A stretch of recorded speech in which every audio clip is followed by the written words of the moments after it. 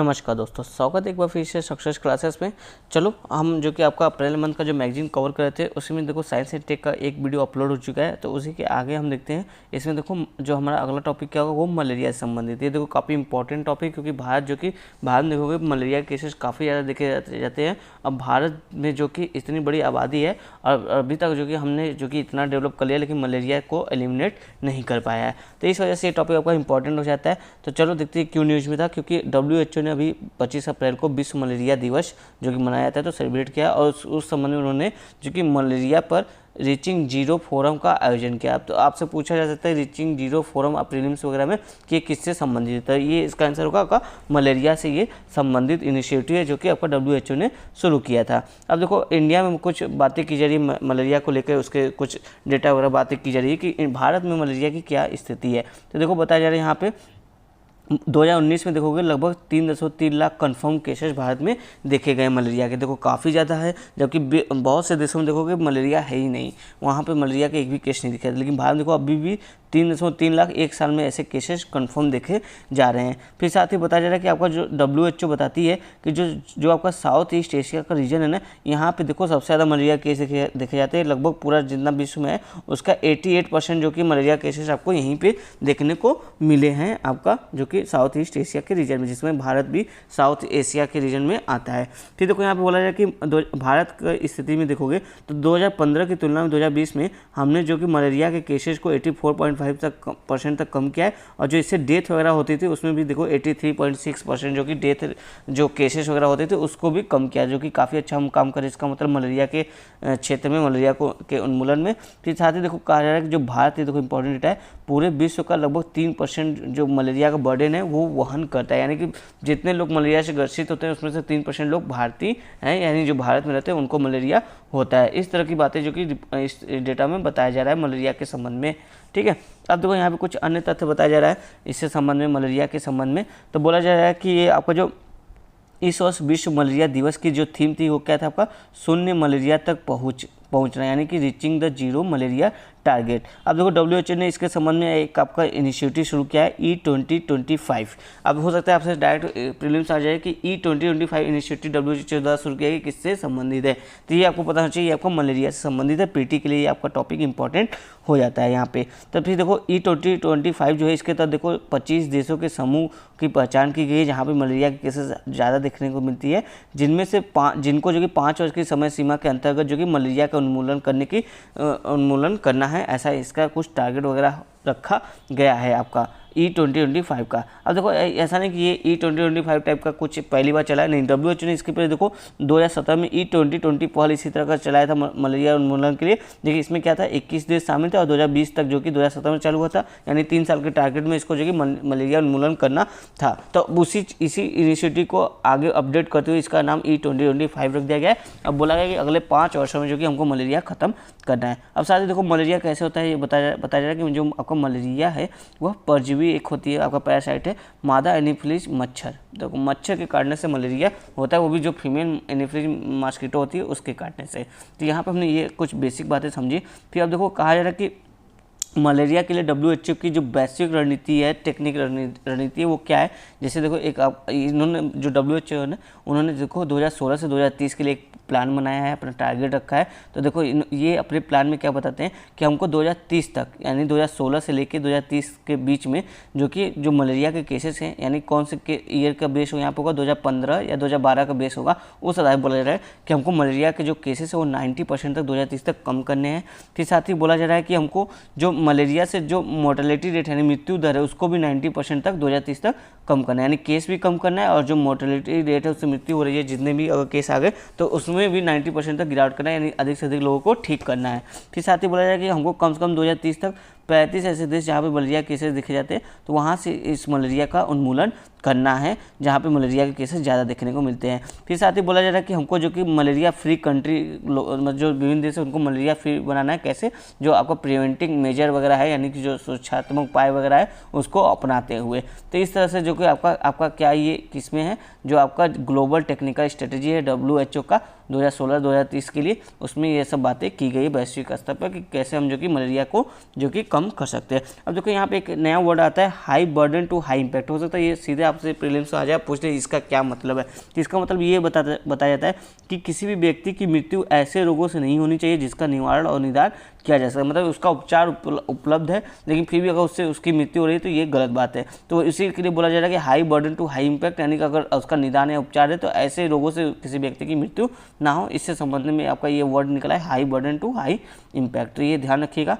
फिर साथ ही देखो अब हमने देखा WHO की क्या इनिशिएटिव था। अब देखो यहाँ पे बोला जा रहा है कि भारत ने क्या कदम उठाया मलेरिया को कम करने के लिए। तो देखो बोला जा रहा है आपका पहला यहाँ पे जो भारत की इनिशिएटिव बोला जा रहा है आपका राष्ट्रीय वेक्टर जनित रोग नियंत्रण कार्यक्रम, यानी national vector borne disease control programme.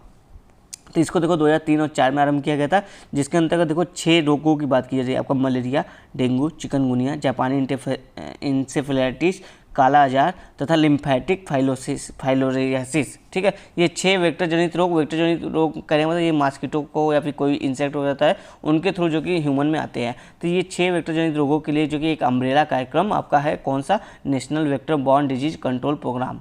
तो ये जो कि आपको 2003 और 2004 में शुरू किया गया, ऐसा भारत ने जो कि इनिशिएटिव लिया है। तो देखो साथ ही कहा जा रहा है जो आपका WHO 2016 से 30 के लिए जो आपका वैश्विक तकनीकी रणनीति प्रोग्राम बनाया था, उसी को लागू करने के लिए भारत ने देखो national framework for malaria elimination, जिसको मलेरिया उन्मूलन के लिए राष्ट्रीय फ्रेमवर्क भी बनाया है, ताकि ये जो WHO की जो गाइडलाइन वगैरह है इसको फॉलो करने के लिए। तो ये भी काफ़ी अच्छा हमने काम किया भारत ने। फिर देखो कहा जा रहा है कि इसके तहत देखो क्या टारगेट रखा गया कि 2030 तक देखो संपूर्ण देश से हमको मलेरिया का उन्मूलन करना है, ऐसा हमारा लक्ष्य है। फिर देखो बोला जाए कि उन क्षेत्रों में मलेरिया मुक्त स्थिति बनाए रखना है जहां मलेरिया संक्रमण बाधित हो चुका है, यानी जहां पे देखो मलेरिया संक्रमण कम दिखे जा रहे हैं, बहुत ज़्यादा नहीं है, तो वहाँ उनको ऐसे स्टेट वगैरह या डिस्ट्रिक्ट वगैरह को तो मलेरिया जो कि मुक्त स्थिति में रखना है, उनको बनाए रखना है, वो मेनटेन करना है हमको। फिर साथ ही बोला जाए कि मलेरिया के पुनः प्रसार को भी रोक रहा है। वैसा नहीं कि कहीं भी खत्म हो गया तो अब इसको छोड़ दे कहीं और दूसरे पर फूका के, नहीं, यहाँ पर अगर खत्म हो गया तो इसको बरकरार रखना है, इसको फिर से यहाँ पे मलेरिया केस आने ना पाए, ऐसा प्रयास हमको करना है इसके तहत, जो आपका 2016 से 2030 तक का प्लान है उसके तहत। फिर देखो यहाँ पे बोला जा रहा है कि मलेरिया उन्मूलन के लिए राष्ट्रीय रणनीतिक योजना भी बनाई गई है 2017 से 2022 के लिए, जिसमें देखो क्या कहा जा रहा है कि आपका मलेरिया का स्थानीय जिले, यानी जिला के आधार पर जो कि मलेरिया के केसेस की पहचान की जाएगी, कौन से जिला पे ज़्यादा मलेरिया केसेस है, कहाँ पे कम है, इस तरह की बातें की जाएगी और उनको जो कि व्यापक सेवाएं वगैरह इससे संबंधित जो होगा वो दिया जाएगा। साथ ही देखो निगरानी जो प्रणाली है उसको जो कि मजबूत किया जाएगा और वेक्टर नियंत्रण संबंधी उपयुक्त हस्तक्षेप भी किया जाएगा, यानी जो आपका वेक्टर संबंधी जो रोग वगैरह हो रहे हैं उसमें हस्तक्षेप करके उसको कंट्रोल करने की कोशिश किया जाएगा। साथ ही लोगों में देखो ज्ञान और जागरूकता का भी बढ़ाया जाएगा कि किस तरह साफ सफाई रखिए, जिससे आपका ये मलेरिया टाइप का जो रोग वगैरह हो रहा है मच्छर वगैरह से, इंसेक्ट वगैरह से, मच्छरों से बचिए, मच्छरदानी का प्रयोग करिए और जो भी आप कर सकते हैं, जैसे नगरों में इस तरह का दवाओं का छिड़काव होता है ताकि मच्छर वगैरह ना लगे, आपका जो घर वगैरह वो साफ़ सफाई रहे। तो इस सब का ध्यान रखेंगे तो आपका जो मतलब इस तरह की ध्यान रखते हुए जागरूकता को बढ़ावा देना चाहिए ताकि लोग जो कि मलेरिया केसेस यहाँ पे ऐसे जहाँ पे अधिक से अधिक हो रहे हैं वहाँ पे कम हो सके। फिर देखो WHO की जो हाई बर्डन हाई इम्पैक्ट वाली रणनीति थी उसको भारत ने देखो सर्वप्रथम 4 राज्यों में जो कि लागू किया, क्योंकि यहाँ पे देखोगे मलेरिया केसेस काफ़ी ज़्यादा देखने को मिलते हैं, जैसे पश्चिम बंगाल में, झारखंड में, छत्तीसगढ़ और MP में जो कि 2019 से आरंभ किया गया high burden to high impact वाली जो नीति थी उसको अपनाते हुए यहाँ पे फोकस किया गया। अब आपका जो देखो यहाँ पे नेक्स्ट टॉपिक है, नेक्स्ट टॉपिक देखते हैं। नेक्स्ट टॉपिक आपका क्या है, नॉन फंजिबल टोकन। अब देखो ये प्रीलिम्स के हिसाब से इंपॉर्टेंट हो सकता है, मेंस के हिसाब से तो मैंने इसको पूरा पढ़ा, उतना कुछ खास नहीं, बस आप ये समझो क्या कि आपका ये नॉन फंजिबल टोकन एक वर्ड है, इसका क्या मतलब है। तो देखो पूरा पढ़ने के बाद समझने के बाद हमको बस मुझे यही समझ में आया कि जो आपका ये नॉन फंजिबल टोकन है, ये फिगर देखोगे आपको समझ में आएगा। ये देखो ये जो टोकन है एक तरह से एक टोकन उसको टोकन एक तरह से ये मालिकाना हक का सबूत है, मतलब एक टोकन होता है, जैसे आप टोकन देखते हो कि कहीं जाते हो आपको टोकन मिलता है फिर उससे सामान खरीदते हो, उस तरह की बात होती है। तो यहाँ पर देखो जो डिजिटल चीज़ें हैं ना, जो डिजिटल चीज़ें जैसे कोई पेंटिंग हो गया, आप डिजिटली कोई पेंटिंग पेंट कर रहे हो, बना रहे हो, या फिर कोई वीडियो ग्राफिक्स वगैरह हो गया, या फिर कोई इमेज वगैरह हो गया, या फिर कोई ऑडियो गाना हो गया, ये सब सिंगिंग सॉन्ग वगैरह हो गया। तो ये सब चीज़ों पे अगर कोई मालिकाना हक आपको रखना है तो आपके पास कोई प्रमाण तो होना चाहिए कि ये आपने बनाया है, ये आपका ओरिजिनल कॉपी है। ऐसा नहीं कि किसी और ने इसको कॉपी किया या फिर किसी और ने इसकी पिक वगैरह, मान लो जैसे कोई पेंटिंग है, यही मोनालिसा की पेंटिंग है, तो आपको पता है मोनालिसा की जो यूनिक पेंटिंग है वो एक ही है, भले इसका फोटो आपको ढेर सारा मिल जाएगा, इसका फोटो कोई क्लिक करके इसका जो अलग निकाल, लेकिन जो ओरिजिनल पेंटिंग है वो तो एक ही है। तब इसका जो मालिकाना हक है उसको जो कि डिजिटली रूप से दिया जा रहा है एक आपको एक टोकन के रूप में। ठीक है। और जो ये टोकन दिया जाएगा वो भी डिजिटल होगा, ऐसा नहीं कि आपके हाथ में कुछ ऐसा प्लास्टिक का या सिक्का कॉइन कुछ नहीं, ये भी आपका डिजिटल रूप में होगा, आपके नाम से होगा। और ये जो आपको टोकन दिया जाएगा आपका, इसको जो कि आपका जो देखो क्रिप्टो करेंसी वाली ब्लॉकचेन वाली जो टेक्नोलॉजी है उससे जोड़ा जा रहा है। यानी कि आपका ब्लॉकचेन टेक्निक का प्रयोग करते हुए जो आपको एक डिजिटल मालिकाना हक वाला टोकन दिया जाएगा, वो आपका जो कि ब्लॉकचेन टेक्नोलॉजी में स्थित रहेगा, वहाँ पर आपका सेफ रहेगा। और इससे पता चलेगा कि कौन सी पेंटिंग, म्यूजिक है, पेंटिंग है, ऑडियो है, वीडियो, यानी जो डिजिटल वाली चीज़ें हैं उनमें जो आपने बनाया है, आपकी ये इनोवेशन है, उसका उस पर जो कि किसका ओरिजिनल मालिकाना हक, ये इससे पता चलेगा। तो उम्मीद आपको समझ में आएगा, बस इतना ही समझो, ज़्यादा इसके मतलब कि टेक्निकल चीज़ों में नहीं जाओगे तो ज़्यादा बेटर रहेगा। बस ऊपर समझ लो कि क्या चीज़ें हैं। अगर क्वेश्चन आता है प्रीलिम्स वगैरह में कि एक नई टेक्नोलॉजी निकली है नॉन फंजिबल टोकन, तो ये आपको समझ में आ गया होगा कि ये क्या है। चलते अपने अगले टॉपिक पे। देखो कुछ खास उतना है नहीं इसमें। फिर आपका अगला टॉपिक भी देखो, ये जो आपका दिया गया सैटेलाइट आधारित इंटरनेट कनेक्टिविटी, तो इसमें भी कुछ खास नहीं है। देखो ये मैंने पूरा टॉपिक पढ़ा, तो कुछ ऐसा नहीं है जो आपको जो कि एग्जाम वगैरह में पूछा जाए, जहाँ पे आप एग्जाम में अगर कुछ ऐसा कुछ आता है जहाँ पे आप इनके पॉइंट ऐड कर सकते हो, कुछ खास नहीं है इस पर। फिर और एक दो जो कि आर्टिकल अच्छे से आएंगे, तो अगर कुछ पॉइंट उसमें से रहा तो वो हम देखेंगे। देखो चलो देखते हैं अपना अगला टॉपिक। अगला टॉपिक हमारा क्या है, अंतरिक्ष मलबा या स्पेस डेब्रिस। अब ये क्यों न्यूज़ में था, क्योंकि देखो काफ़ी आर्टिकल जो कि इस पे आ चुके हैं। ये इस वजह से न्यूज़ में था कि जो आपका अंतरिक्ष है, यानी पृथ्वी का जो आपको मान के चलो ये अर्थ है बीच में, तो ये आपका लो अर्थ ऑर्बिट है। यानी लो अर्थ ऑर्बिट में हम देखोगे बहुत सारे जो कि सैटेलाइट छोड़े गए हैं हम लोगों के द्वारा, विभिन्न देशों के द्वारा।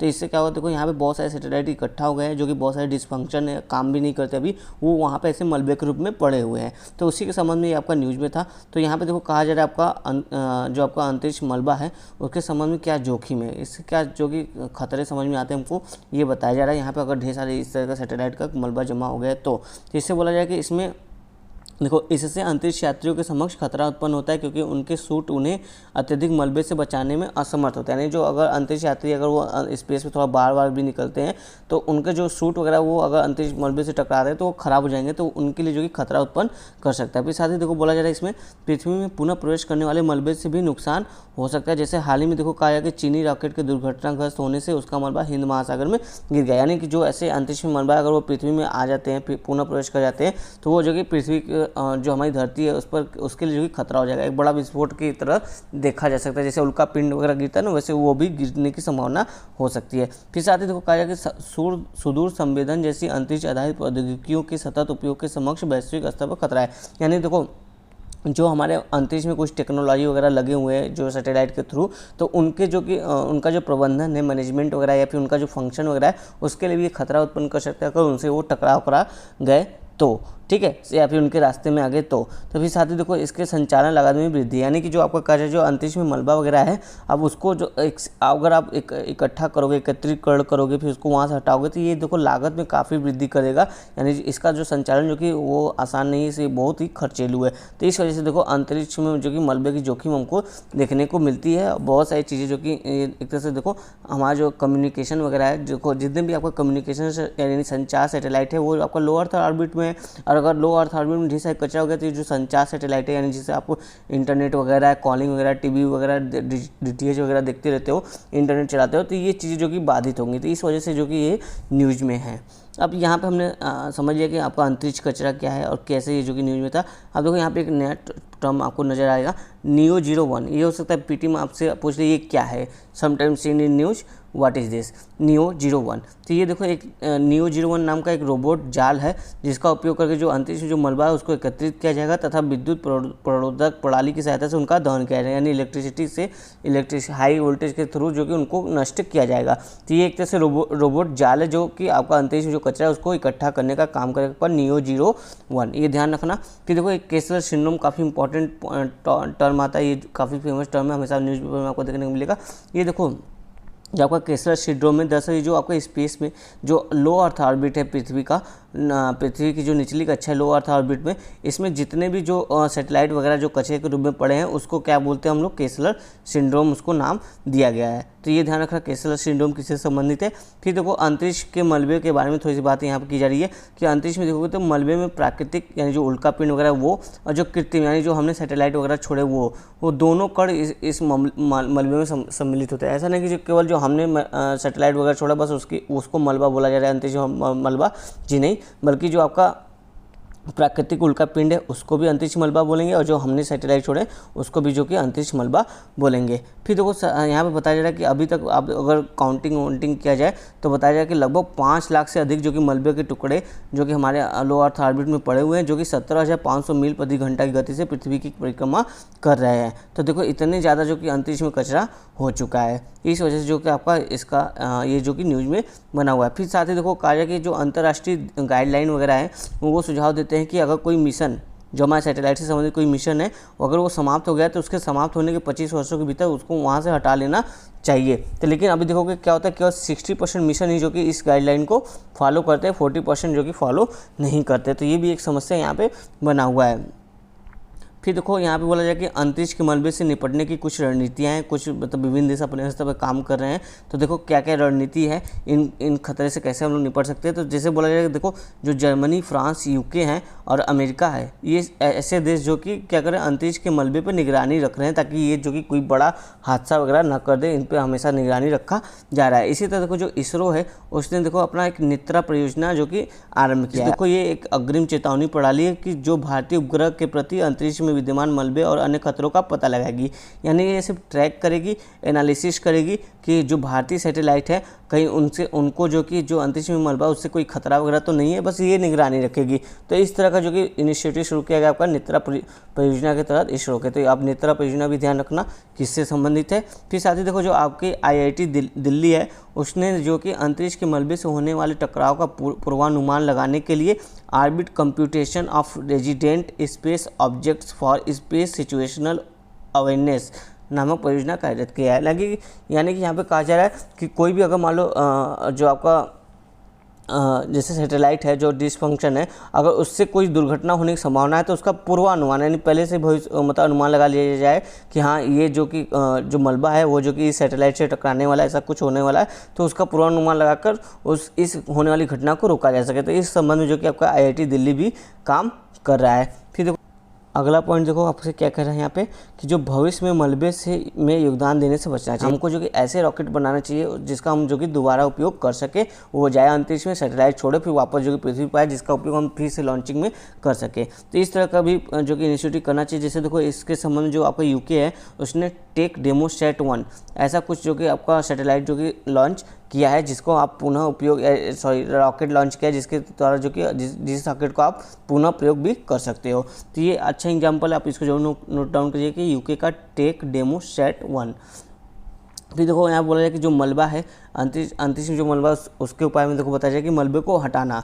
जैसे देखो जापान की कंपनी है, जापान के द्वारा देखो एल्सा डी आरंभ किया गया है। एल्सा डी क्या है, इसका उद्देश्य देखो ये इसके लिए होता है कि प्रयुक्त हो चुके जो उपग्रह है, मतलब ऐसे सैटेलाइट है जिसका उपयोग हो चुका है वो उतने काम के नहीं है, तो ऐसे सैटेलाइट को और अंतरिक्ष के मलबे को पता लगाना है तथा उन्हें कैप्चर भी करना है, यानी उन्हें वहाँ से हटाना भी है। तो ये काफ़ी अच्छा आपका एल्सा डी प्रोग्राम है जापान का। फिर देखो यहाँ पे कहा जा रहा है आपका रिमूव डेब्रिस। ये देखो यूरोपियन संघ का एक अनुसंधान परियोजना है जिसमें देखो कोई ऐसी टेक्नोलॉजी है जो आपका अंतरिक्ष के मलबे को ख़त्म करने का या कम करने की प्रयास करता है, या फिर ऐसे संबंध में कोई टेक्नोलॉजी आ रही है तो ऐसे टेक्नोलॉजी को जो कि प्रमोट करता है आपका रिमूव डेब्रिस, जो कि यूरोपियन संघ द्वारा जो कि परियोजना चलाई गई है। तो इस संबंध में देखो अच्छा काम हो रहा है। फिर देखो कुछ और चीज़ें हैं जैसे नेट कैप्चर, हार्पून कैप्चर और विजन बेस्ड नेविगेशन। तो ये सब भी चीज़ें हैं जो आपका जो लो अर्थ ऑर्बिट में आपका डेब्रिस वगैरह यानी अंतरिक्ष में जो मलबा वगैरह हो गया उसको जो कि कम करने के संबंध में अपना कार्यरत है। फिर देखो यहाँ पे कहा जा रहा है कि डी ऑर्बिटिंग प्रोसेस यानी कि विकक्षीकरण प्रक्रिया। तो इसमें देखो बताया जाएगा कि पृथ्वी के वायुमंडल में जैसे ही यह अंतरिक्ष यान प्रवेश करेगा घर्षण के कारण जल जाएगा, जिससे किसी भी प्रकार की मलबा शेष नहीं हो जाएगा। यानी कि जो आपका देखोगे जो भी मलबा अंतरिक्ष में है, छोटे छोटे ज़्यादा बड़े वाले नहीं, उनको जो कि पृथ्वी की सतह में वापस लाने की कोशिश करना, ताकि वो जब वो अंतरिक्ष लो अर्थ ऑर्बिट से पृथ्वी की सतह की तरफ आएंगे तो इनकी जो रफ्तार या घर्षण है उससे देखोगे ये स्वतः ही हवा में ही जो कि जल के नष्ट हो जाएंगे। तो इससे ये भी जो कि इसका जो कि निवारण के रूप में इसको देखा जा रहा है। फिर देखो यहाँ पे कुछ अंतर्राष्ट्रीय प्रयास भी बताया जा रहा है कचरे से, ऐसे कचरे से निपटने के लिए। जैसे देखो बोला जा रहा है कि यहाँ पे कि आपका अंतर एजेंसी अंतरिक्ष मलबा समन्वय कमेटी भी बनाया गया है। फिर देखो यहाँ पे देखो बोला जा रहा है कि जो आपका वायु अंतरिक्ष का शांतिपूर्ण उपयोग पर एक कमेटी बनाया गया है जिसको क्या बोला जाता है, कॉपस बोला जाता है। अब इसके तहत देखो क्या होता है कि अंतरिक्ष गतिविधियों के हानिकारक हस्तक्षेप की रोकथाम और अंतरिक्ष गतिविधियों का पंजीकरण आदि जैसी समस्याओं का प्रबंधन ये करता है। यानी ये जो एक तरह से उत्तरदायित्व जो अंतरिक्ष से यानी जो आर्टिफिशियल जो आपके सैटेलाइट वगैरह है उससे संबंध में जो भी क्षति वगैरह होते हैं तो उसके उत्तरदायित्व को ही सुनिश्चित करने का काम करता है जिस देश ने किया है, ताकि उनका जो कि रख रखाव या प्रबंधन वगैरह अच्छे से हो, अंतरिक्ष में इस तरह से मलबा जमा ना हो। तो ये आपका जो कॉपस है ये भी ध्यान रखें किससे संबंधित है, अंतरिक्ष में जो अंतरिक्ष से संबंधित जो मैनेजमेंट वगैरह चीज़ें हैं सैटेलाइट को लेकर उससे संबंधित आपका ये कॉपस है। फिर देखो यहाँ पे कहा जा रहा है आपका एक यहाँ पे फिगर था, अच्छा था, हाँ। तो देखो यहाँ से बोला जा रहा है कि अत्यधिक व्यस्त कक्षाओं से मलबा हटाने की टेक्निक है। कुछ मतलब टेक्निक की बात करें जो कि जहाँ पे देखो लो अर्थ ऑर्बिट जो कि अत्यधिक व्यस्त हो गया है, अब यहाँ से कैसे मलबा हटाएंगे तो उसके बारे में बताया जा रहा है कि मलबा संग्राहक और लेजर वाष्पीकरण का उपयोग करके कक्षा से मलबे को सक्रिय रूप से हटाया जा सकता है। साथ ही यहाँ पे बताया जा रहा है कि उपकरणों के जीवन काल की समाप्ति के पश्चात पृथ्वी के वायुमंडल में जबरन पुनः प्रवेश करके उन्हें कक्षा से बाहर कराना, यानी जो उपकरण खत्म हो गए, उनका टाइम पीरियड खत्म हो गया, उनको फिर से पृथ्वी कक्षा में प्रवेश करके उनको जो कि यहाँ लो अर्थ ऑर्बिट से बाहर निकाला जाए। फिर देखो यहाँ पे कहा जाए कि उपकरणों को कम व्यस्त निपटान कक्षाओं में ले जाना है, मतलब जो उपकरण है उनको लो अर्थ ऑर्बिट में मत रखिए, क्योंकि लो अर्थ ऑर्बिट में देखोगे तो बहुत सारे सैटेलाइट वगैरह आ गए, इनको जो कि आप दूसरे ऑर्बिट में ले जाइए। फिर साथ ही बोला जाए कि जो कक्षीय जीवन काल में कमी करना, यानी जो इनका जो को देखो टाइम पीरियड बहुत लंबा नहीं रखना कि 30 साल का कोई प्रोजेक्ट है, 35 साल का प्रोजेक्ट, बल्कि इनका जो टाइम पीरियड वो कम करना है, शॉर्ट टाइम, जैसे 20 साल के लिए, 15 साल के लिए, बस इतने टाइम के लिए, फिर बाद में इनको जो कि हटा देना वहाँ से। तो इस तरह से जो कि हम जो कि देखोगे अत्यधिक जो मलबा हो गया उसको कमी करने का प्रयास कर सकते हैं। तो यहाँ पे काफ़ी अच्छा यहाँ पे दिया था ये आपका अंतरिक्ष मलबा के संबंध में। अब अपना अगला टॉपिक देखते हैं। अगला टॉपिक क्या है आपका, पिंक मून। पिंक मून देखो कुछ खास नहीं, जो आपका सुपर मून होता है उसी को पिंक मून नाम दिया गया। क्यों पिंक मून दिया गया, क्योंकि 2021 में देखो ये घटित होने वाला पहला सुपर मून था, इस कारण इसको देखो पिंक मून नाम दिया गया अमेरिका के द्वारा। तो चलो अब आगे देखते हैं। जो आपका सुपर मून होता है ये देखो सबसे पहले 1979 में जो कि आपका रिचर्ड नॉले थे उनके द्वारा इसका ऐसे शब्द का प्रयोग किया गया। इसमें क्या होता है, जो चंद्रमा, पृथ्वी और सूर्य होते हैं वो तीनों जो कि एक ही रेख में सामने आ जाते हैं। अब देखो सुपर मून में बताया जा रहा है कि सुपर मून से या तो हमको अमावस्या का पता चलता है या फिर पूर्णिमा की जानकारी होती है, या उस स्थिति में घटित होता है जब चंद्रमा देखोगे पृथ्वी की दीर्घवृत्ताकार परिक्रमण में जो कि पृथ्वी के सबसे निकटतम होता है। यानी मान के चलो जैसे यहाँ पर देखो कहा जा रहा है, देखो इधर आपका एपोग और प्रीज की बात की जा रही है। प्रीज यानी वही जो यहाँ पे देखो जो चंद्रमा की दूरी है पृथ्वी से वो 3,63,300 किलोमीटर यानी सबसे निकटतम स्तर पर है अपने कक्षा में, और यहाँ पे जो दूरी है वो 4,05,000 किलोमीटर हो गया है, यानी कि सबसे दूर स्थित है पृथ्वी से, सबसे दूर ये पहुँच चुका है, जबकि ये पृथ्वी के सबसे निकट पहुँच चुका है अपने ही कक्षा में रोटेट करते हुए। तो यही बोला जाए कि यानी कि देखो जो चंद्रमा वो पृथ्वी की सबसे निकटतम स्थिति में, तो ऐसी स्थिति को क्या बोलते हैं आपका सुपर मून की स्थिति बोलते हैं। और इससे क्या हमको जो कि अमावस्या या पूर्णिमा की घटना का बोध होता है, बस यही, इससे ज़्यादा इसमें कुछ इंपॉर्टेंट वगैरह नहीं है। अब देखो एक आपका जो इसमें साइंस एंड टेक में लास्ट टॉपिक है वो क्या है, द यूनिकॉर्न। प्रीलिम्स से सीधा सीधा आपसे क्वेश्चन पूछा जा सकता है कि द यूनिकॉर्न क्या है, किससे संबंधित है। तो ये देखो आपका क्या है, अब तक का खोजा गया पृथ्वी का निकटतम ब्लैक होल है, यानी ये क्या है आपका एक ब्लैक होल है जो कि पृथ्वी के सबसे निकटतम है। तो ये वाला टॉपिक आपका देखो प्रीलिम्स के हिसाब से इंपॉर्टेंट है, थोड़ा बहुत मेंस के भी इसमें पॉइंट है जो हम आगे यहाँ पे देखेंगे। अब देखो इसका अंदाजा आप लगा सकते हो ये कितना बड़ा है। बताया जाए कि इसका जो द्रव्यमान है यह सूर्य के द्रव्यमान की तुलना में लगभग 3 गुना, यानी सूर्य के जो मास होता है उससे भी लगभग ये 3 गुना बड़ा है। फिर देखो इसके साथ ही बोला जा रहा है यहाँ पे ब्लैक होल के बारे में यहाँ पे जानकारी दी जा रही है कि ब्लैक होल अंतरिक्ष में वे स्थान होते हैं जहाँ गुरुत्वाकर्षण इतना अधिक प्रभावी होता है कि प्रकाश भी उससे बाहर नहीं निकल पाता। यानी कि मान लो ये ब्लैक होल है छोटा सा, यहाँ पे सनलाइट जा रही है तो ये सीधे ना जाके इसी के अंदर चला जाएगा, ठीक है। यानी यहाँ जो सनलाइट है वो भी इसके ग्रेविटी के अंदर समा जा रहा है, इतना ज़्यादा यहाँ पे ग्रेविटी होता है। फिर देखो बोला जाए कि यहाँ गुरुत्वाकर्षण इतना प्रबल इसलिए होता है क्योंकि जो पदार्थ यानी अर्थात जो द्रव्य होते हैं वो एक छोटे से स्थान में संकेंद्रित, मतलब एक ही छोटे से स्थान में केंद्रित होते हैं। जब कोई तारा मर रहा होता है तब यह परिघटना घटित होती है। कहने का मतलब जो आपका ब्लैक होल है ये इस वजह से इतना पावरफुल होता है, इसमें ग्रेजुएशन देखने को मिलता है क्योंकि यहाँ पे देखो एक छोटे से स्थान में बहुत सारे जो कि मैटर वगैरह जो पदार्थ होते हैं, द्रव्य होते हैं, मैटर होता है वो यहाँ पे इकट्ठा होता है। इस कारण यहाँ पे जो यहाँ की जो ग्रेविटी पावर होती है वो काफ़ी प्रबल हो जाती है। फिर देखो यहाँ पे कहा जाता है ब्लैक होल आकार में या तो बहुत बड़ा भी हो सकता है, बहुत छोटा भी हो सकता है। ऐसा नहीं कि ब्लैक होल कोई है तो बहुत बड़ा ही हो, बहुत छोटा भी हो सकता है। फिर ब्लैक होल को देखो 3 श्रेणियों में बांटकर इसकी स्टडी करते हैं। पहला आपका है तारकी ब्लैक होल जिसको स्टेलर ब्लैक होल कहा जाता है। इसी स्टेलर ब्लैक होल को यूनिकॉर्न भी कहा जाता है, जैसे हमने ऊपर देखा यूनिकॉर्न आपका था वर्ड इसे, ठीक है। फिर दूसरा आपका श्रेणी है ब्लैक होल का विशालकाय ब्लैक होल, जिसको सुपर मैसिव ब्लैक होल बोलते हैं। और थर्ड आपका श्रेणी है मध्यवर्ती द्रव्यमान वाले ब्लैक होल, जिसको इंटरमीडिएट मास ब्लैक होल बोला जाता है। तो ये 3 श्रेणी हैं आपके ब्लैक होल के। फिर देखो आगे यहाँ पे बोला जा रहा है कि जो मिल्की वे हमारा है, इसमें देखो कई जो कि स्टेलर टाइप का ब्लैक होल था, वो कई तारकी ब्लैक होल हो सकते हैं, ऐसा स्टडी जो कि हमको बताती है। और देखो ये कुछ आपका ब्लैक होल की घटना है। देखो यहाँ पे एक छोटा सा होल है, यहाँ पे बहुत सारे जो कि द्रव्य वगैरह है, इसलिए देखो यहाँ की जो भी चीज़ें हैं वो इसके अंदर समा जाती हैं ग्रेविटी के कारण। जैसे देखो ये एक ब्लैक होल है, तो यहाँ पे कुछ भी एक बाहर का ये कुछ उल्का पिंड वगैरह वो भी इसके अंदर समा रहा है। तो ये इस तरह से दिखाया कि किस तरह से जो कि ब्लैक होल काम करता है। फिर देखो ब्लैक होल का क्या महत्व है उसके बारे में बात करते हैं। तो बोला जाए कि जो अंतरिक्ष अनुसंधान है उसमें जो कि ब्लैक होल का महत्व, जैसे आकाशगंगा का कैसा विकास हुआ, ये सब चीज़ें हम जान सकते हैं। तारों के निर्माण के बारे में हमको जानकारी मिल सकती है। जो आपका गुरुत्वीय तरंग है उससे संबंधित जानकारी प्राप्त हो सकती है। जैसे तो यहाँ बोला जाए कि जो आपका 2 ब्लैक होल के टकराने पर गुरुत्वीय तरंगें उत्पन्न होती है। तो गुरुत्वीय तरंगों के बारे में और स्टडी हमको पता चल सकता है और स्टडी हम कर सकते हैं। फिर साथ ही जो आपका सापेक्षता का सामान्य सिद्धांत है उसके बारे में भी बताया जा रहा है ब्लैक होल के बारे में, कि वो जो कि ब्लैक होल ये जो आपका सिद्धांत बना था आइंस्टीन ने दिया था, ये भी जो कि ब्लैक होल की स्टडी में जो कि उपयोगी है। जैसे यहाँ देखो आइंस्टीन के सापेक्षता के सामान्य सिद्धांत के अनुसार ब्लैक होल 3 अवलोकनीय गुणों, जैसे उनमें द्रव्यमान होता है, घूर्णन होता है और विद्युत आवेश को वो प्रदर्शित करते हैं। यानी ये जो आइंस्टीन का सापेक्षता का सामान्य सिद्धांत है उसके द्वारा जो बता दिया गया था कि इस तरह की जो कि ब्लैक होल की जो कि क्वालिटी वगैरह है, जिसमें देखो ब्लैक होल में द्रव्यमान भी आपको देखने को मिलेगा, घूर्णन भी देखने को मिलेगा और जो विद्युत आवेश की घटना है वो भी देखने को मिलेगा। अब इसके जो विद्युत आवेश है उसके कारण देखो क्या होता है, ब्लैक होल जो उसमें जो लाइट वगैरह जाती है वो भी मुड़ जाती है। वो भी जो जितना भी ज़्यादा बड़ा लाइट हो, जितना भी दूरी जाएगा, वो सभी जो कि इस ब्लैक होल में समा सकते हैं। यानी लाइट को भी ये अपनी तरफ खींच लेता है। तो यहीं पे आपका जो आपका साइंस एंड टेक वाला टॉपिक था वो समाप्त होता है। अगला टॉपिक आपका कल्चर का है, इसको हम लोग कल देखेंगे नेक्स्ट वीडियो में। तब तक के लिए धन्यवाद दोस्तों।